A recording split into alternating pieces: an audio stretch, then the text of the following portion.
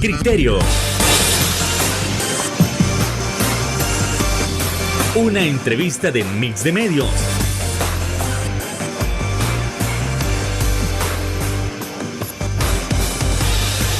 Que aborda frontalmente los problemas de El Salvador con los verdaderos protagonistas y plantea soluciones.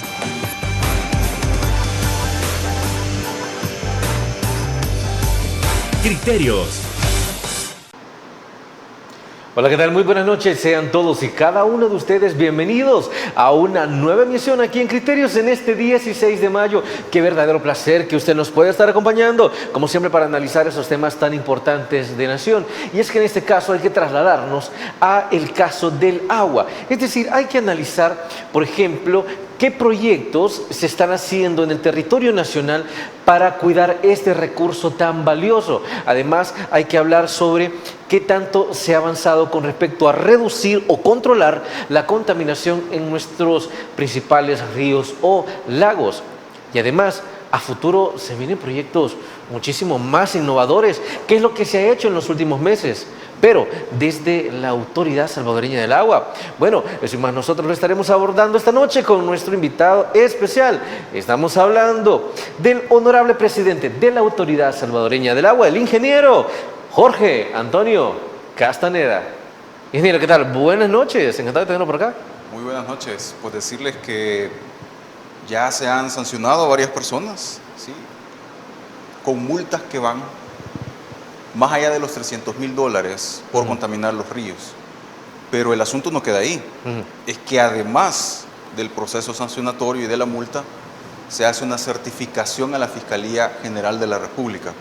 No se vale que en este tiempo, donde el país está renaciendo, donde se ven cambios significativos en diferentes aspectos de la vida, el tema de seguridad, la transformación de las ciudades, etcétera, no se vale que en este tiempo todavía exista gente que quiera vivir en el pasado y que siga contaminando nuestros ríos utilizando las aguas nacionales, que es un recurso de todos los salvadoreños para lucrarse.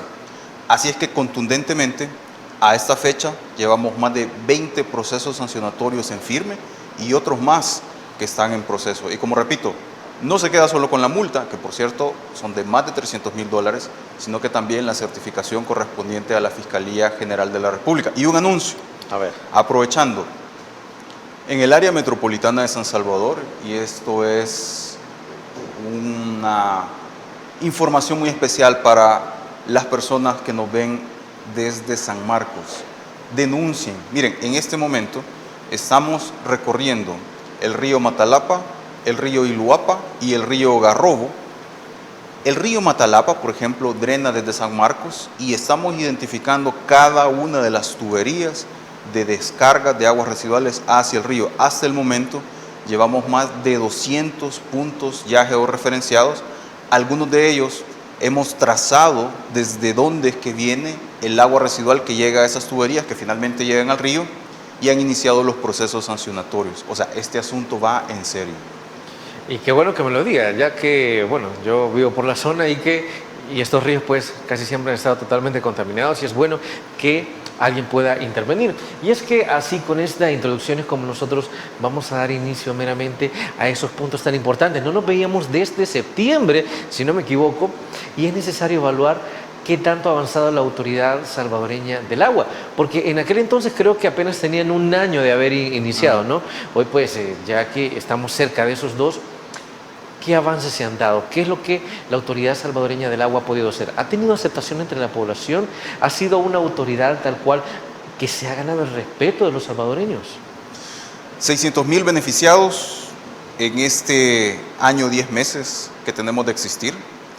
Hemos construido escuelas con un enfoque de economía circular del agua, donde se aprovecha el 100% de las aguas lluvias, las aguas residuales de los inodoros, que por cierto se alimentan del agua lluvia porque no tiene sentido estar invirtiendo dinero, costos energéticos, químicos, etcétera, para que vaya agua potable hasta los servicios. Por tanto, en esta escuela azul que se ha construido, pues toda el agua. ¿Así se le llama? Escuela azul. Escuela azul, así le decimos de cariño. Okay. Sí, está ubicada en Las Hojas, en La Paz.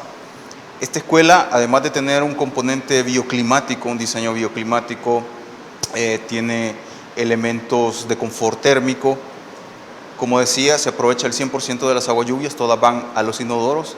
El agua residual de los inodoros va hacia unos biodigestores que transforman la materia orgánica en gas y por tanto tenemos biogás, tenemos biofertilizante y además lo más importante es que hay 0 descargas de aguas residuales que antes contaminaban nuestros cuerpos de agua y el suelo. Pero esta escuela tiene otros elementos importantes. A ver, porque Por ya me ejemplo, sorprendió. Las aguas grises, que las aguas grises son las aguas provenientes de los lavamanos, por ejemplo, o de las duchas, que en la escuela hay duchas y lavamanos para los niños.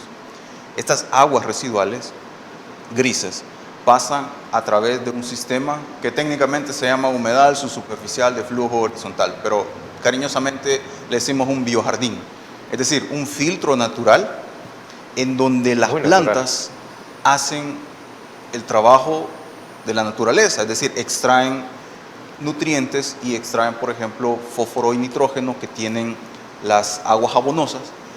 Y lo más interesante es que esa agua ya tratada a través del biojardín es impulsada por una bomba que se energiza con energía solar y luego va a un sistema de riego en un invernadero. De esta forma es un ciclo en el que permite transformar lo que antes era desesperanza y contaminación, ahora en alimento, en energía y en nutrientes que los niños de esa escuela están aprovechando. Porque, por ejemplo, con el biogás hay unas cocinas especiales que permiten el proceso de cocción de los alimentos y además en el invernadero se está produciendo alimentos también para los niños. Sin decir que tenemos un sistema de laminación por exceso de agua lluvia, sistemas de riegos automatizados, internet satelital con Starlink. Y algo muy interesante es que anteriormente los niños en esa escuela tenían solamente 4 horas de agua al día. Pero eso no era muy malo. Sí, no, eso era la atención que daban los gobiernos anteriores, digamos, a esta situación del abandono que había. Pero eso no es lo más delicado. El gran problema era que esta agua, que solo estaba disponible durante algunas horas al día, tenía arsénico. Mi estimado, el arsénico causa cáncer. O sea que aparte de recibir poca agua, lo poco que recibían era altamente contaminada. Así es. Ahora en la escuela azul, como le decimos de cariño, hay tanta agua porque se ha habilitado 2 sistemas de abastecimiento de agua. Uno de ellos con un sistema de ósmosis inversa que viene desde un pozo de una comunidad y otro es un proyecto que se trabajó en conjunto con ANDA. Nosotros financiamos el proyecto, ANDA construyó una planta desaladora, entonces hay redundancia de agua, agua desde la desaladora y agua desde la comunidad, como repito, ambos pasados por un sistema de ósmosis inversa y ahora hay tanta agua ahí que se han construido unas cantareras afuera de la escuela para que la gente de la comunidad también pueda gozar de ese vital líquido con algo muy importante. Siempre está disponible y la calidad del agua es la mejor del mundo. Qué bueno eso que me dice, siempre está disponible. Nada de, mire, espérase a que sean las 8 de la mañana, espera a que sean las 4 de la tarde para que haya disponibilidad. No, siempre. Los niños es lo más importante de este país y por tanto esta escuela pues tiene ese componente especial de economía circular del agua. Además de las canchas de fútbol que se les construyó, canchas de básquet, etc. Una escuela muy completa. Sí, no, es más, tiene hasta una estación meteorológica, le colocamos ahí, sumado a unos sensores de humedad del suelo y un sistema de riego automático. Bueno, eso hablando de algunos proyectos que se han construido y ejecutado durante este año, 10 meses, más sistemas individuales de biodigestores, biotoilets, biococinas. Hemos protegido zonas de recarga acuífera, la primera zona de recarga acuífera protegida en el país. Esto fue en el Cerro Negro y agradecemos a los, que yo les digo, los héroes del agua, los guardianes del agua, que en Cerro Negro tuvieron la valentía de hacer una denuncia porque había una tala excesiva en una zona que es de recarga y que precisamente permite que Cerro Negro, Chalatenango, sí, y que permitía que fuera una esponja natural y que el agua se pudiese filtrar y llegar hasta diferentes comunidades. Así que Eso sumado a proyectos de restauración, estamos construyendo ríos artificiales. Bueno, hay una máquina que hemos colocado y que está a disposición de todo el público. Es agua gratuita, de buena calidad, de la mejor calidad posible, que se genera del aire. Eso está colocado en lo que es Salvador del Mundo. Así que si alguien va por ahí y ve una caja azul grandota, pues y tiene sed. No se asusten, no es energía, no es para que se vaya a electrocutar. No, es para agua. Sí. Sí, tiene dos opciones. Si la quiere fría, presiona un botón, y si la quiere al tiempo, no presiona otro botón. Sí, esa es tecnología israelí que se ha instalado en esa zona y que pues permite llevarle agua de la mejor calidad a las personas. Además se estamos construyendo un jardín vertical, llevando programas de reforestación. Estamos impulsando Guardianes del Agua, que es un programa de voluntariado para que todos se sumen, porque ya la gente está harta de que exista contaminación. El asunto es que en muchas ocasiones estos vivos hacen las descargas de aguas residuales, a veces en la noche. Pero miren, gracias a Guardianes del Agua hemos logrado atender e iniciar procesos sancionatorios contra muchas empresas que piensan que por ser fin de semana el gobierno no actúa. Sí, entonces nosotros somos 24/7, ¿no? Así que... Y precisamente eso quiero tocar en el siguiente bloque sobre, mire, pero si antes se decía de que no se sancionaba, que todo se dejaba pasar, ¿eso se sigue haciendo? Bueno, ya nos dieron las primeras pinceladas de que no, pero ¿por qué no ampliamos tras la pausa comercial?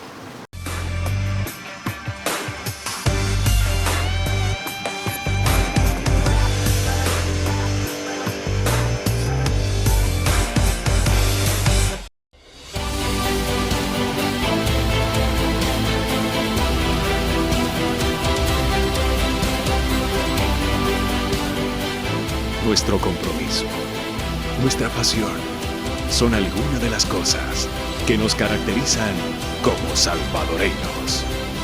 Farmacia La Buena, la farmacia de todos.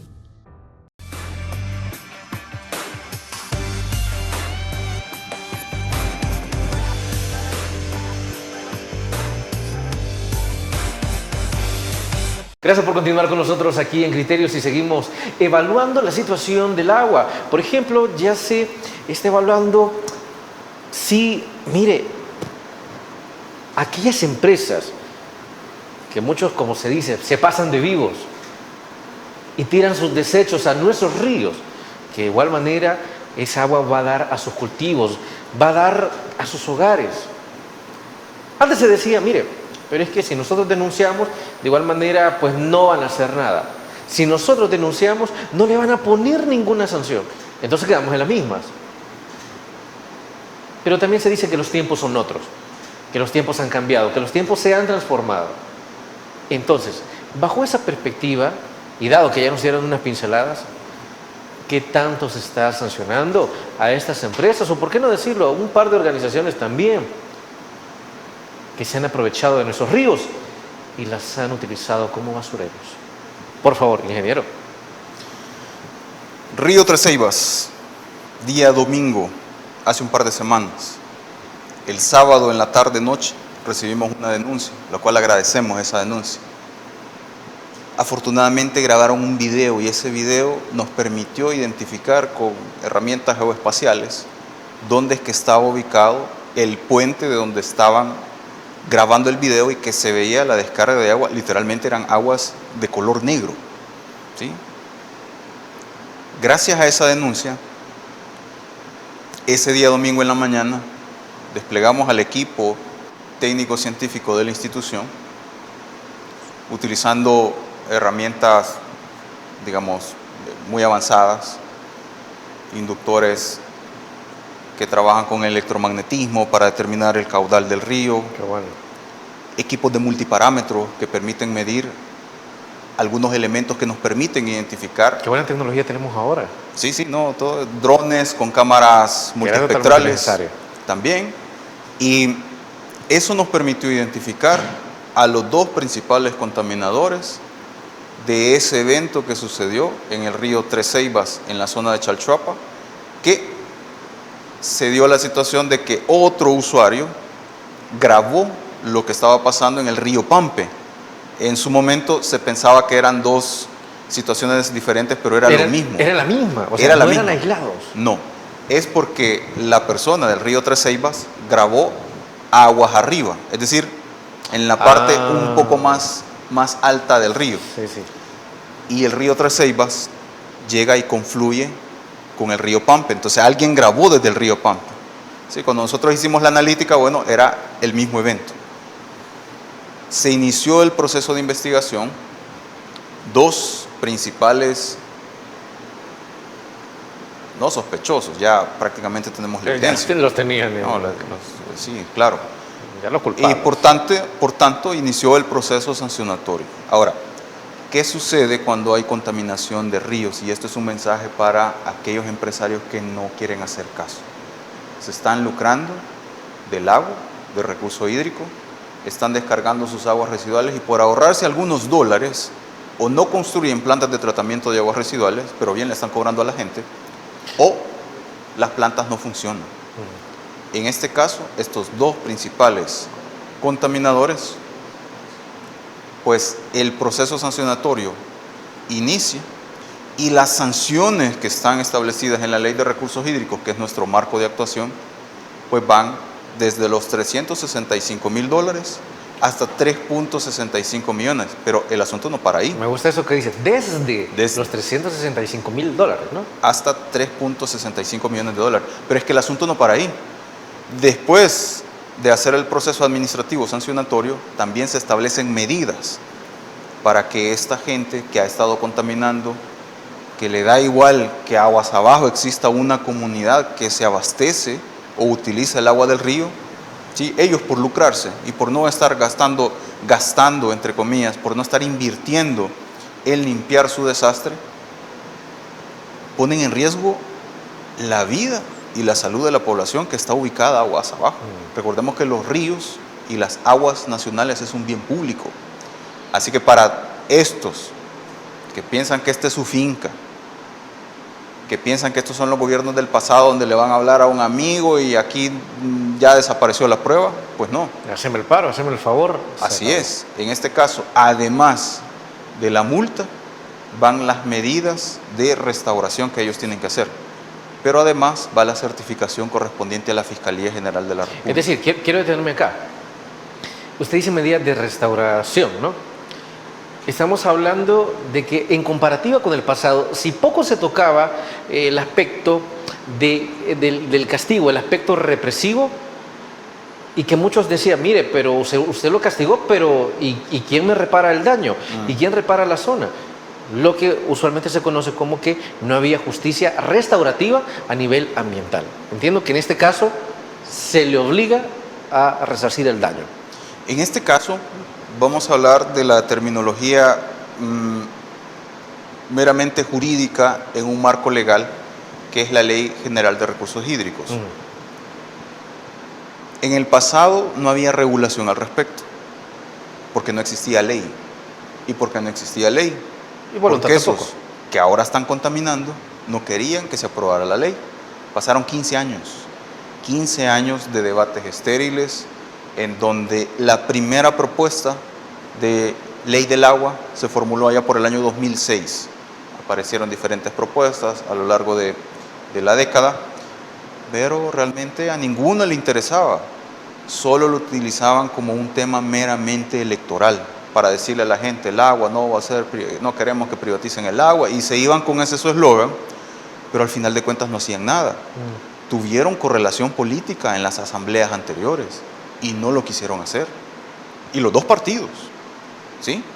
Uno, por un lado, defendían al gran capital que estaba utilizando el agua para hacer billete, ¿sí? Y los otros, pues también con algunos financistas que querían evitar lo que ahora estamos haciendo, que es sancionando a aquellos que están contaminando nuestros ríos, cobrando a través de los cánones el uso del agua, que son bienes nacionales, y que utilizamos esos recursos para beneficiar a las familias a través de los proyectos. Por tanto, no les interesaba que se aprobara la ley. Ahora, con esta ley, y hablando de las etapas en las que va la sanción, pero además se establece algo que son unas medidas, y esas medidas permiten o más bien exigen que los que estén contaminando deban hacer proyectos de restauración o limpieza de los ríos, porque Me parece no se totalmente vale, bueno. no se vale, porque el asunto muchas veces lo han manejado así, y aquí los abogados hacen mucha plata.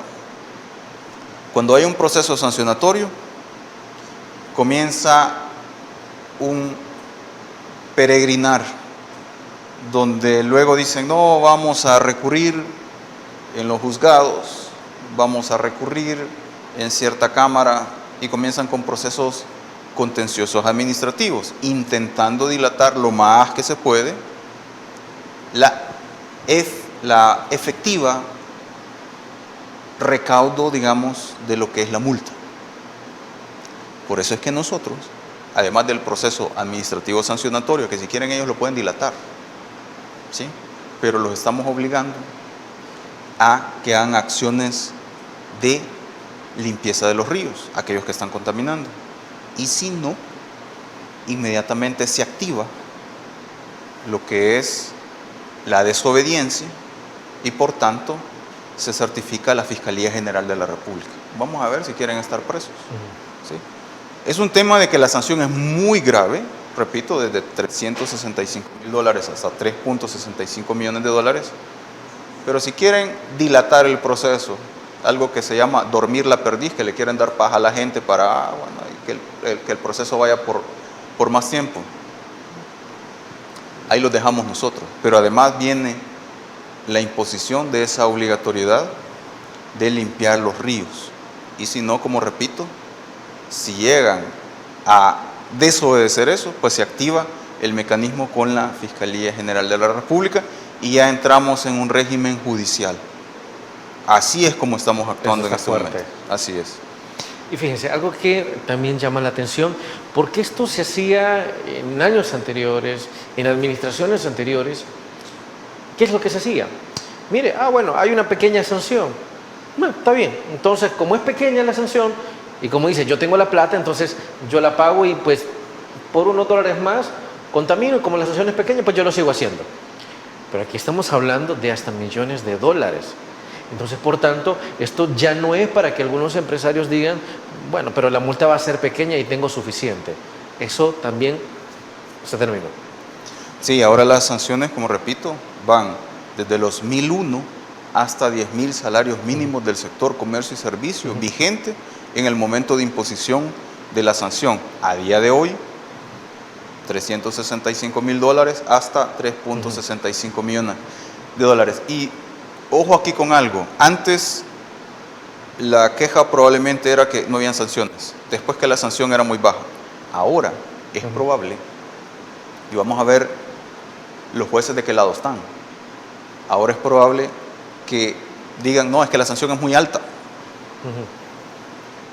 Y al ser muy alta puede ser confiscatoria. Vamos a ver de qué lado están los jueces, ¿sí? Nosotros estamos haciendo nuestra parte, ¿sí? Y vamos a ver de qué lado están, si del lado del pueblo, Sí. o están del lado de los contaminadores. Y justamente eso es lo que se quiere analizar. ¿Qué tanto se puede hacer con la justicia salvadoreña para evitar que se sigan deteriorando nuestros ecosistemas? Pero no solo veamos qué es lo que se puede o qué es lo que está en peligro de deterioro, veamos si también hay alguno que otro proyecto que se está haciendo para innovar nuestros ecosistemas. Pero eso tras la pausa comercial.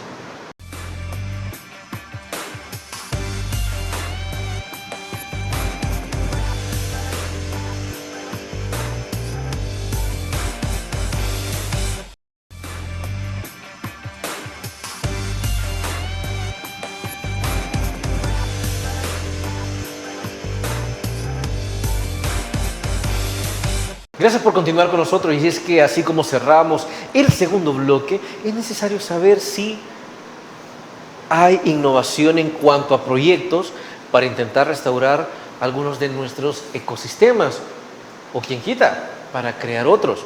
¿Por qué se menciona? Mire, usted sabe que por años nosotros hemos sido comparados a nivel de vulnerabilidad con Haití. Imagínense cómo está de grave el asunto para que nos puedan comparar con esta nación que está muchísimo más deforestada que nosotros. Pero si hablamos de proyectos innovadores, ¿Hay alguno en proceso? Por favor, ingeniero.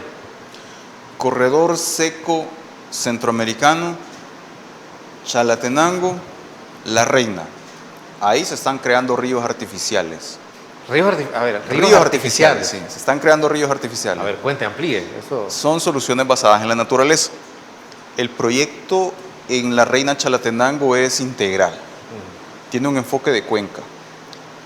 Existen 2 reservorios que permiten almacenar 4.000 metros cúbicos de agua, pero aquí viene lo interesante. Con una capacidad de 4.000 metros cúbicos de agua, 2.000 y 2.000 aproximadamente, vamos a crear o a cosechar 100.000 metros cúbicos de agua.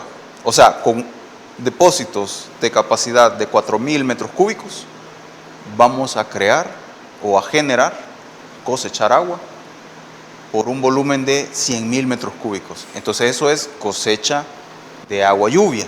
¿Qué estamos haciendo ahí? Emulando cómo funciona la naturaleza. El suelo es un colchón natural. Afortunadamente en el país, Dios ama a este país, no es un desierto acá. Estamos en el top 40 de países a nivel mundial que reciben cantidad de agua lluvia. O sea, estamos en el top 40, entre los primeros 50 países a nivel mundial que recibimos agua lluvia. ¿Cómo se desperdiciaba antes? Y solo aprovechamos el 13% de los recursos disponibles de forma anual. Es decir, la media de entre agua lluvia, aguas superficiales y aguas subterráneas en este hermoso país es de aproximadamente unos 21.000 millones de metros cúbicos al año. Eso es lo que Dios nos regala. Supongamos que estos son los 21.000 millones de metros cúbicos de agua que Dios nos regala al año. Nosotros solo utilizamos hasta acá, el 13%. ¿Y el resto? El resto se va al mar.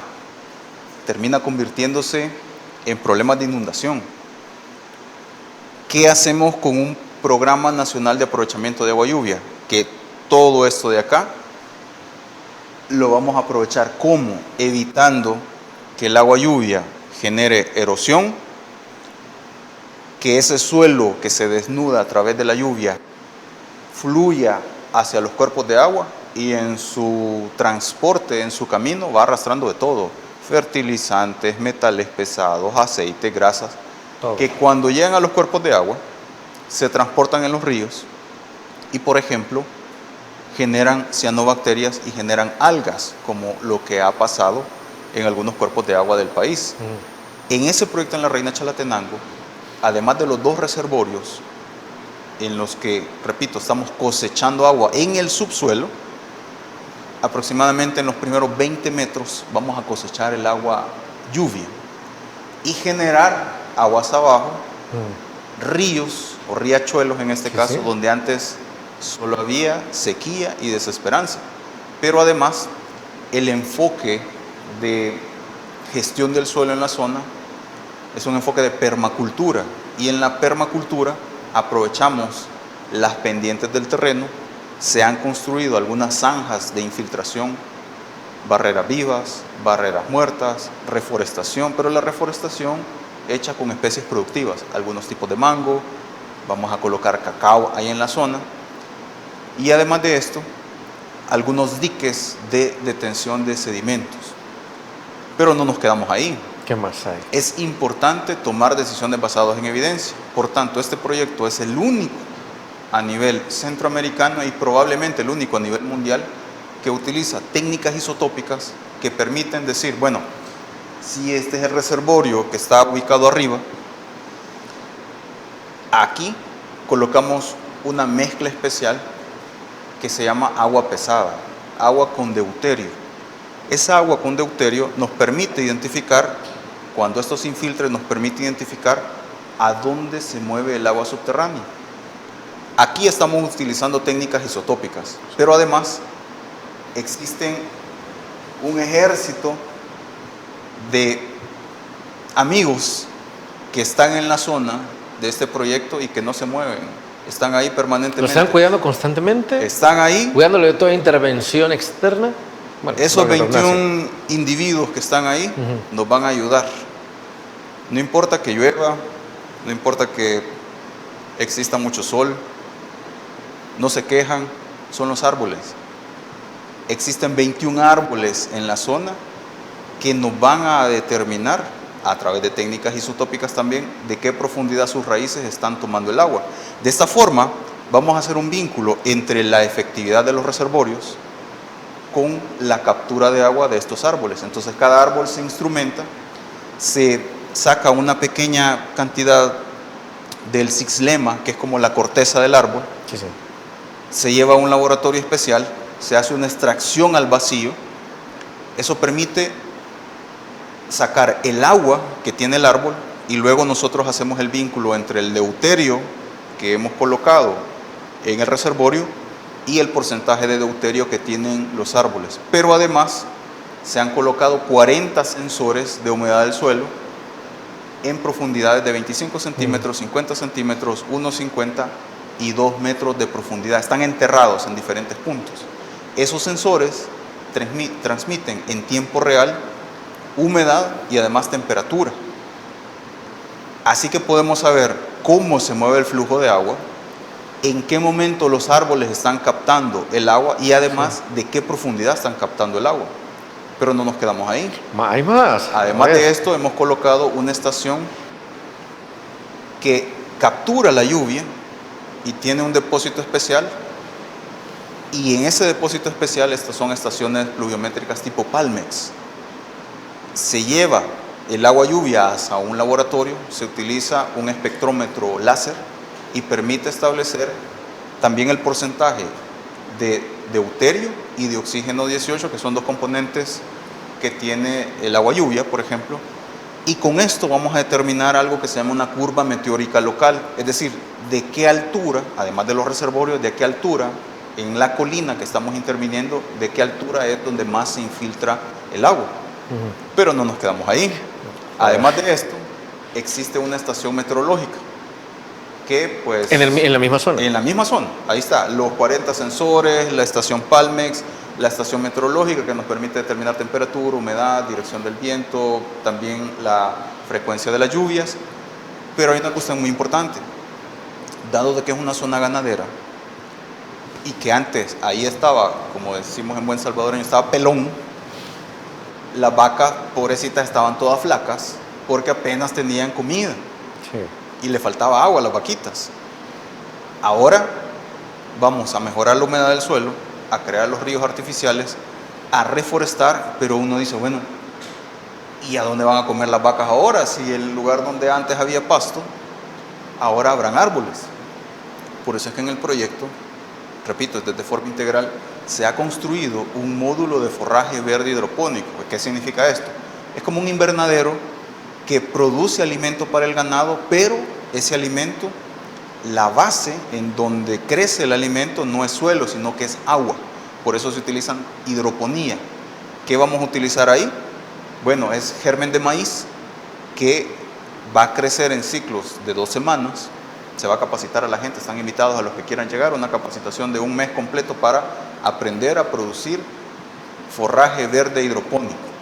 Ese sistema, esa casa especial, digamos, ese invernadero tiene unos aspersores especiales que se alimentan con agua que viene del reservorio y que además se energiza también con energía solar. Estamos utilizando paneles fotovoltaicos. Van a permitir producir más alimento y, lo más importante, mejor alimento para las vacas. Así que los ganaderos de la zona tendrán un módulo que va a estar produciendo alimento, invierno, verano, no importa, va a estar produciendo alimento. Queremos que la gente tenga más ganado ahí, que exista mejor calidad de sus productos, la leche, la carne, el queso, los derivados. Sí, sí. Entonces, este proyecto tiene esa particularidad integral. Y cerramos con un pozo en la parte baja, que ese pozo lo que se va a hacer es saturar el suelo con los 2 reservorios y elevar el nivel del pozo para que las comunidades se abastezcan de agua de ese pozo y además, como digo, el excedente de agua, pues se va a generar este riachuelo. Así que ese tipo de proyectos estamos llevando a cabo en la Reina Chalatenango. Es tan innovador el proyecto. ¿Y sofisticado? Sofisticado que ha venido una universidad de Alemania con la que estamos trabajando, y la semana anterior estuvo aquí el Ministerio de Energías y Medio Ambiente de Costa Rica, precisamente verificando el tipo de proyectos que se están haciendo acá en El Salvador en un proceso acelerado que tenemos de transición hídrica sostenible. Como repito, esto se ha hecho en un año, 10 meses, la Escuela Azul, el proyecto de la Reina Chalatenango,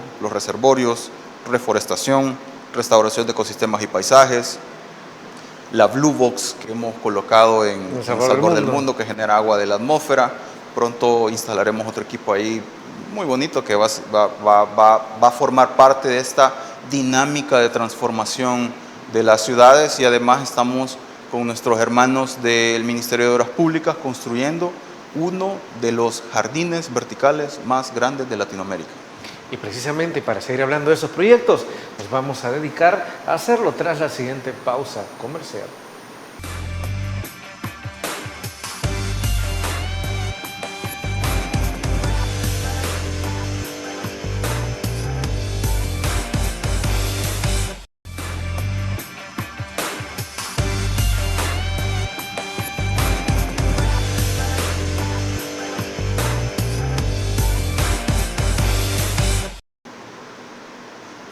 Si se sigue hablando de proyectos innovadores, o para aquellas personas que han cruzado por la avenida Jerusalén Norte, ¿se han fijado que en los últimos días han estado colocando muchísimas plantas? Bueno, y esto se debe a una intervención meramente del Ministerio de Medio Ambiente, se debe a una intervención de la Autoridad Salvadoreña del Agua. Y en todo caso, ¿cuál es el propósito? Es meramente ornamental, ingeniero. Las ciudades generalmente se quedan con los problemas ambientales, porque hay que construir.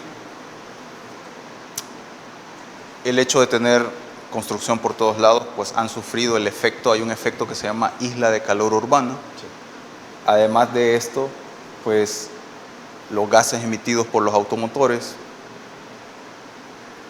la pérdida de espacios públicos y el consecuente deterioro del tejido social. Este proyecto del jardín vertical, que es uno de los más grandes de Latinoamérica, más de 2.300 metros cuadrados, se está trabajando de forma conjunta. Este es un proyecto del gobierno. ¿Cuántas plantas habrán en total? ¿Se tiene? Solo nosotros tenemos más de 29.000 plantas que se van a colocar ahí. 29.000. Más de 29.000. Esto, como repito, es la parte en la que con nuestros hermanos del Ministerio de Obras Públicas se está construyendo el proyecto. Tiene un sistema de riego automatizado, es un sistema de goteo, tiene paneles solares, tendrá muchas cosas, pero lo más importante es el beneficio que traen a la población en la ciudad. Se mitiga el efecto de isla de calor urbano. Además de ello, las plantas pues absorben dióxido de carbono y liberan oxígeno. Además de esto, generan espacios públicos nuevos donde la ciudad ahora ya no solo se queda con el problema de la contaminación, sino que estamos devolviendo ecosistemas a áreas urbanas.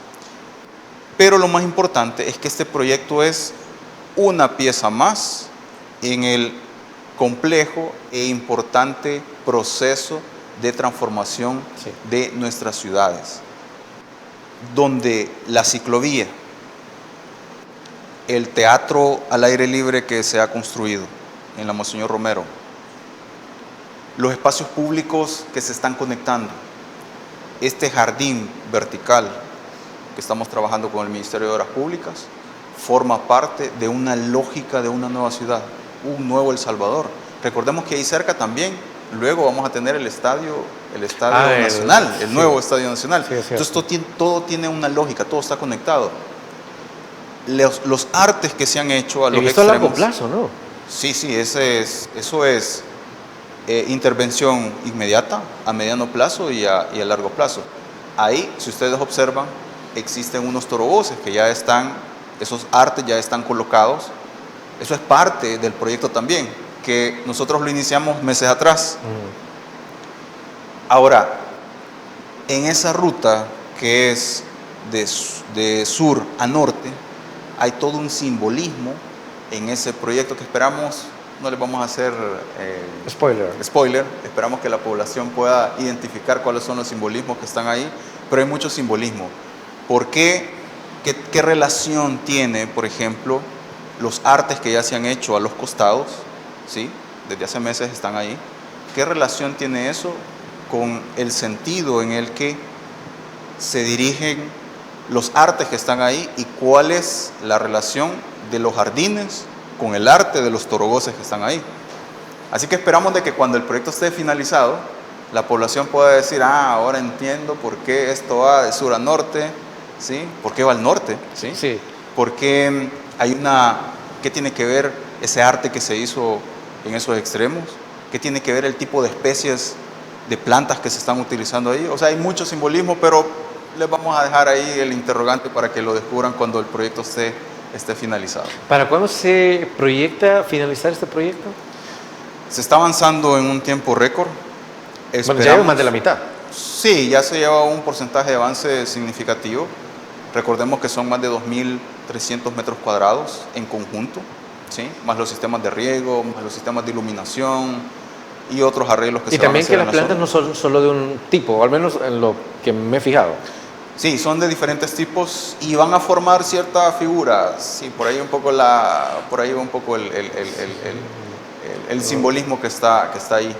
Pues esto tenemos planificado terminarlo en las próximas, estamos hablando de algunas semanas, que se va a tardar un poco más, estamos hablando de... ¿La colocación de las plantas es la última fase?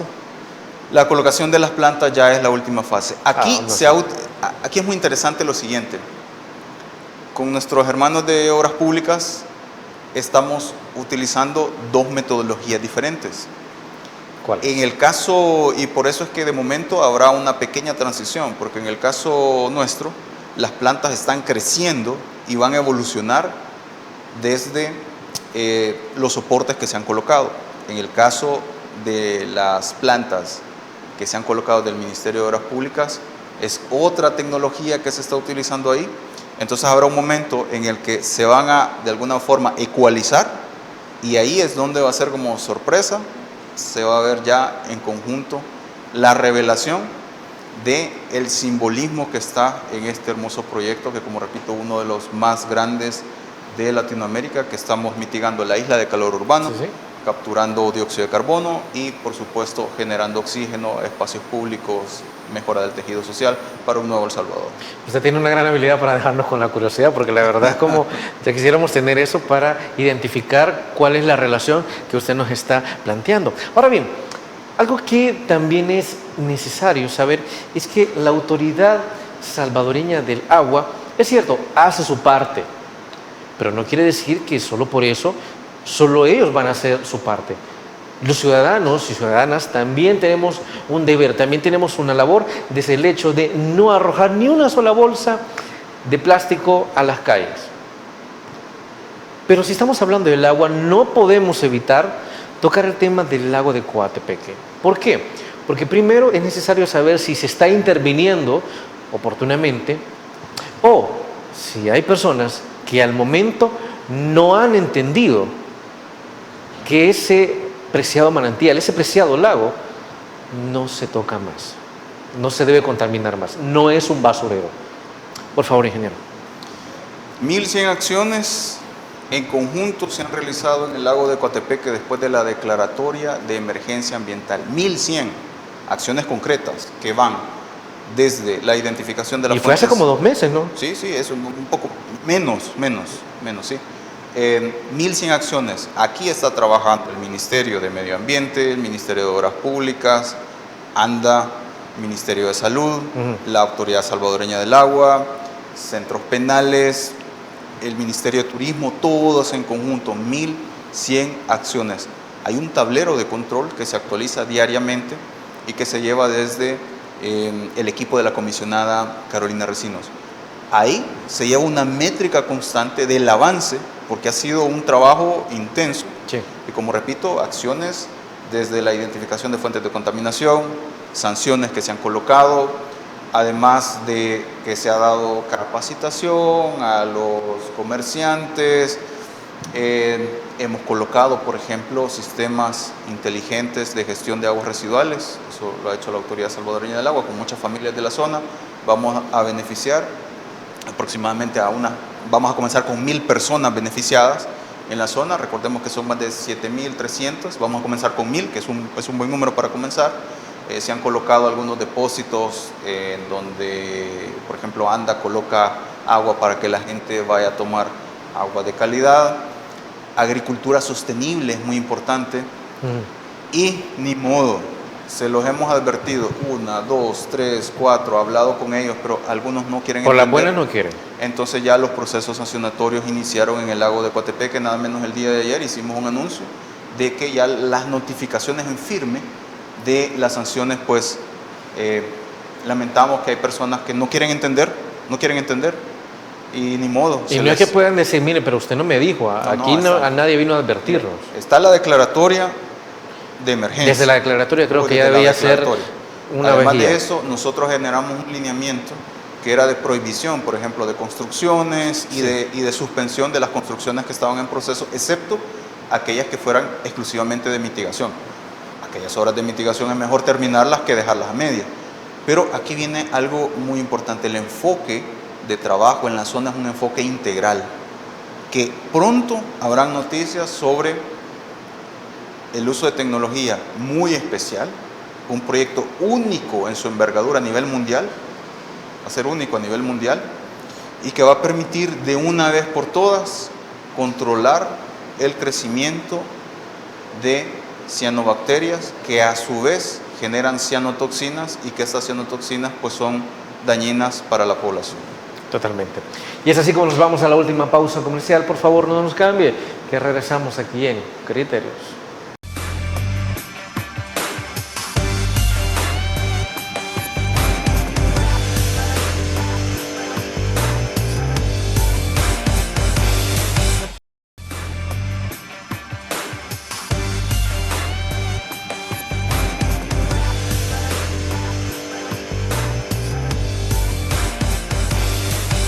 Y es que a fin de cuentas, como usted sabe, la administración renovará el 1 de junio. Pero en cuanto a la Autoridad Salvadoreña del Agua, ¿va a seguir trabajando de la misma manera hasta ahora?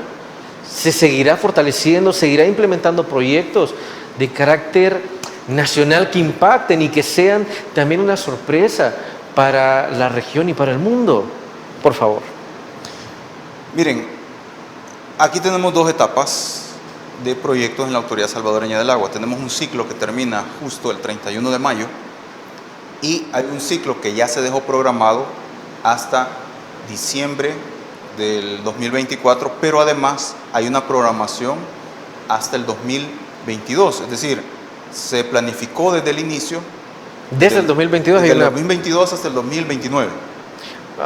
Que es el periodo, digamos, de dos administraciones. Sí. Este que va del 2022 al 2029 tiene 4 grandes acciones estratégicas. ¿Cuáles son?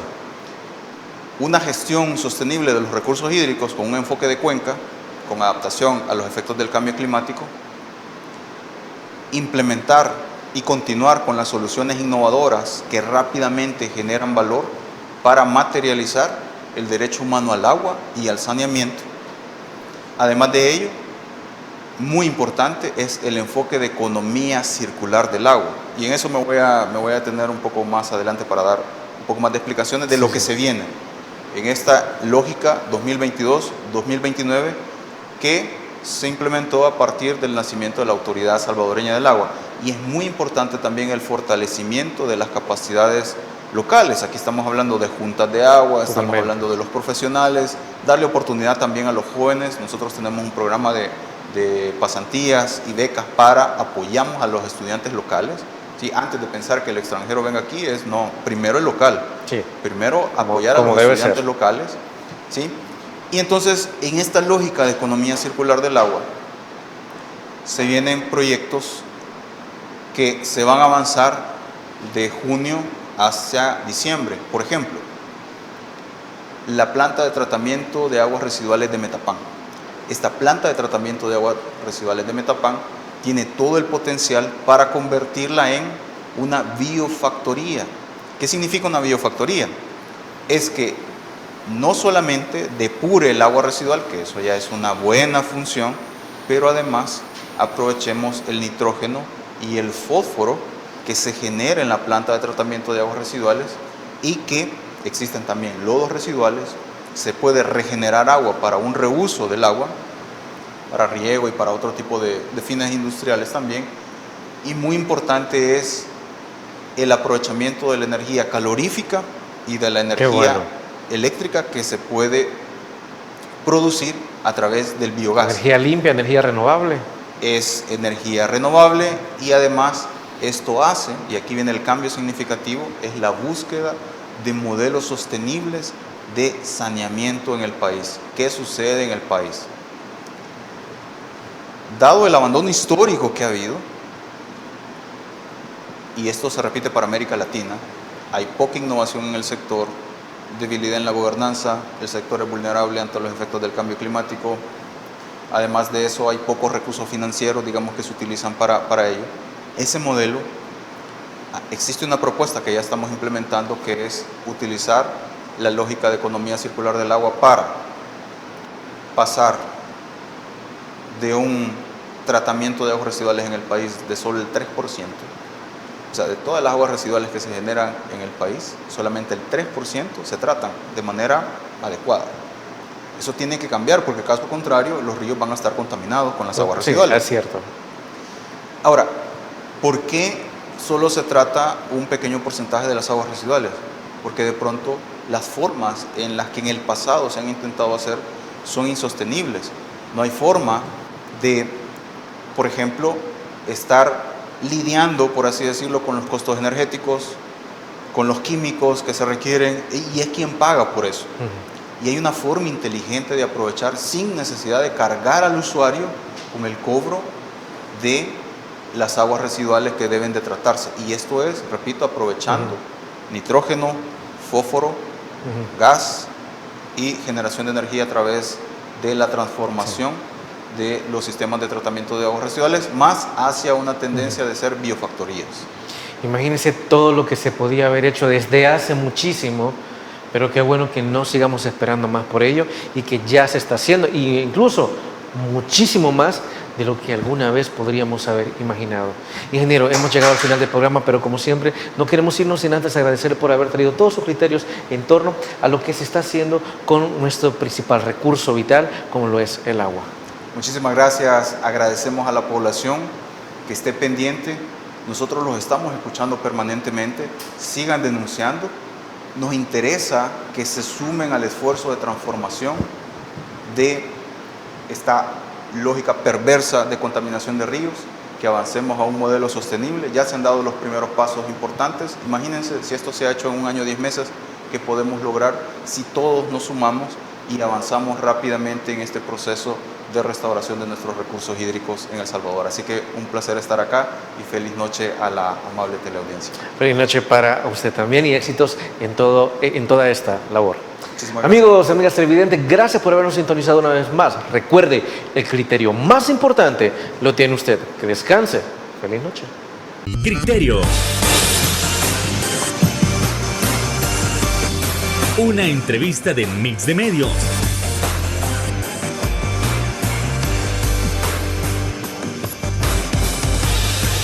Que aborda frontalmente los problemas de El Salvador con los verdaderos protagonistas y plantea soluciones.